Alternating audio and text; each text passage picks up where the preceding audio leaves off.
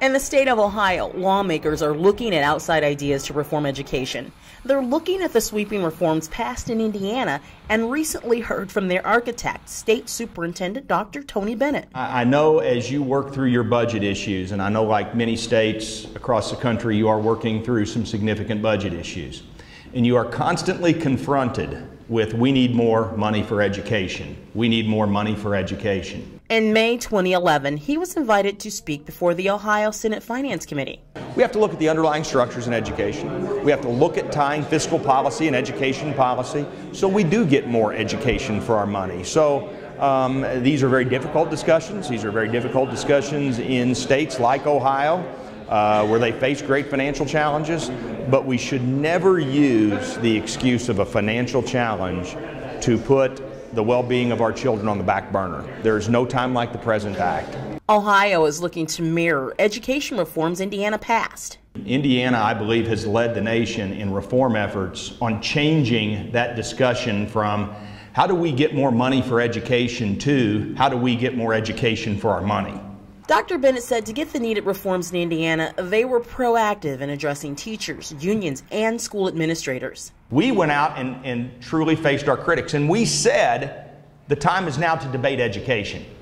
We've not gotten anywhere sitting around a circle singing Kumbaya. Let's debate what education reform should look like. Ohio senators also heard from Dr. David Driscoll, the former Massachusetts Commissioner of Education. Before many states were thinking about the quality of a child's education, Driscoll addressed many reforms in Massachusetts, which led to his state, in 2005, becoming the first ever to earn the highest scale score in the nation in all 4 National Assessment of Education Progress exams. We truly set high standards at Maine. And people can do that in every state and should have done it. He and Dr. Bennett told Ohio senators what has worked for them. You've got to hold people accountable. Some people call it tight loose.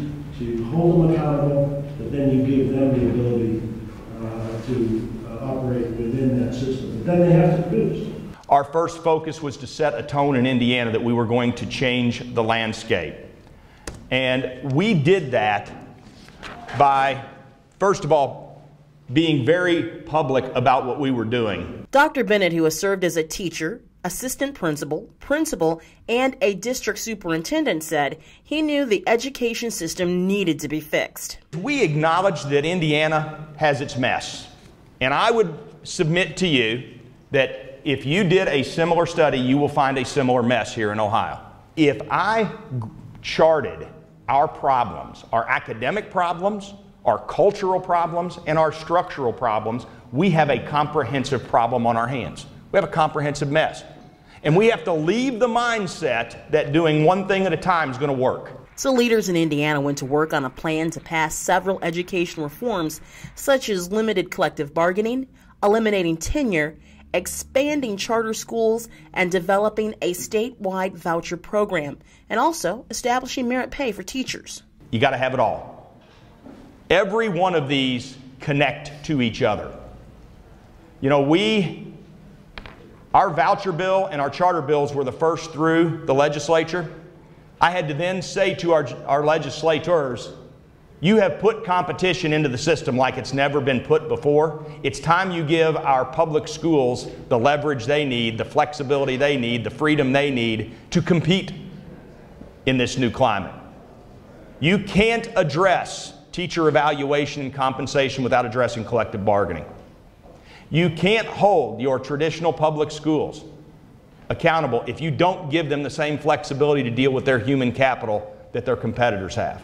Dr. Bennett told the senators it was tough getting the reforms they wanted. There were mass protests, and Democrats left the state in an effort to block education reforms. But he said lawmakers took a stand. He said in Ohio, they will have to stand up for the rights of children. We have to remember, money is cheap, courage is scarce. Comprehensive education reform is really the way to go in 21st century education. In Massachusetts, Dr. Driscoll's efforts led to making high school proficiency tests part of the state's graduation requirements. And of course, when the time came to actually give the test and have it count towards graduation, everybody jumped ship, unions, etc. I spoke to the unions and I said, you know, you signed off on this law. And they said, yeah, we never thought that would occur. He said they fought that battle and won. Dr. Driscoll believes schools should not be allowed to fail children. And if a school is failing, we cannot trap those children and their families in that school. We've got to do something. And if that means that they have a choice to send them somewhere else, or we can transform that school, whatever it takes. Dr. Bennett agreed. He said that's the number one reason the state expanded charter schools and created a voucher program. House Enrolled Act is an expansion of our current charter school law. I want to say there are two pieces of this, folks, and this is very important. One, it provides for the expansion of high-quality charter schools.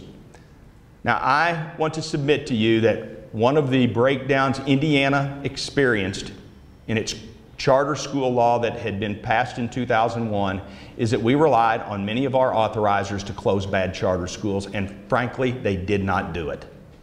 So when we went out and met with our 8,000 teachers, I was always confronted with, we have bad charter schools in Indiana, why are you for them? House Enrolled Act 1002 requires charter schools to be as accountable, if not more accountable, than our traditional public schools. They will get letter grades, they will take the same tests, and they will be closed if they do not perform. As Ohio senators listened, Dr. Driscoll said standards should be the bottom line for Ohio and other states looking to reform education. I think it's about high standards and expectations, and I think a lot of what Ohio is looking at is exactly that. So I give them credit for a number of the reforms that they're looking at here in the state. Dr. Bennett told the committee education has to be changed for the better. It's an issue, Senator, where I think we must think differently in education than we've ever thought before. The demands are different, the challenges are different, and we must have a different way of thinking. In Ohio, Teresa Rashid, EAG TV.